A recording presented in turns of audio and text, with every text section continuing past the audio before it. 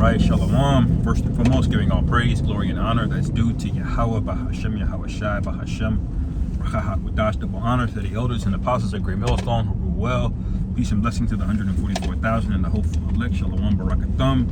And when the cracks start to show, all right, have an abundance mindset and be selfish with your time and your energy. You know, speaking about the social climate here in America and how things are getting ready to show, how things are getting ready to manifest, because what most people won't tell you is what their real life scenario is in their real everyday life, because everything is curated on Instagram, everything is curated on social media. People buy things that they don't need. I think that was a good phrase that say people people spend money they don't have to buy things that they don't need to impress people that they don't like. All right, and that's very true. That's pretty much America in a nutshell, is a house of cards, and there's gonna be things that come along with that, man. All right, because eventually people are not gonna be able to hide how they're really feeling or be able to fake their lifestyle anymore. Like these women that look good or whatever. What they don't tell you is that, you know, a dress that looks good for a woman is like $8, man. You know, and you wonder why she always looks good. It's like the appearance that she's got money and she's got, you know, access to things, but they really don't. And pretty soon they won't even be able to afford that. And the same is true for everybody else, man. Every man that buys a car, you know, a nice expensive vehicle because he's got something to prove, all of that's getting ready to be deaded in the economic collapse that's getting ready to happen. You know, especially when the grid shuts down and all of these various different things that are going to be going on. When people have questions, they're going to see a light in you, and you got to be selfish, you know, with your time, man. You know, be careful around who you're hanging out with. You know, the scriptures ask the question, what fellowship does light have with darkness?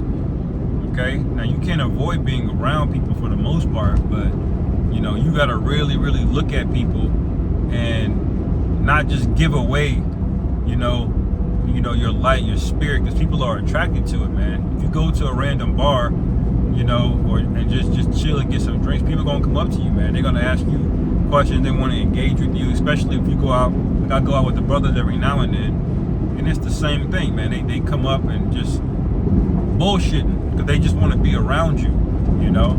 And that may happen sporadically now, but in the coming days, man, when people get hurt and they don't know what's next, or they just feel like they're at the mercy of tyranny, then that's gonna amp up, you know. And so it's gonna be more important than ever in the days to come to be separate from this place. All right, even if it's a woman that curved you a while back, but now she's kind of calling, she's coming back around. Look, man, you got to be able to cut that off. Okay, you cannot, you know, lose your salvation or even put it at risk over a woman over some box.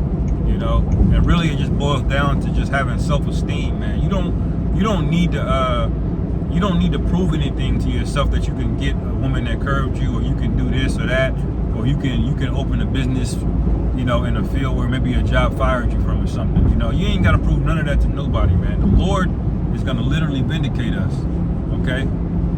If we just stay the course, do what we're supposed to do, all right, then we're going to be justified, okay?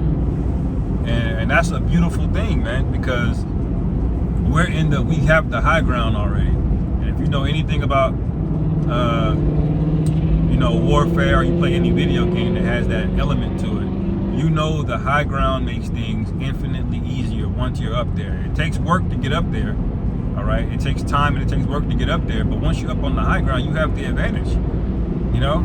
And that's where we are. We took the low this whole time, all right? We had to, you know, sacrifice things that we may have been passionate about for the truth, for Yahweh Shai's sake, you know? And the Lord looks at that, man, like he did Job.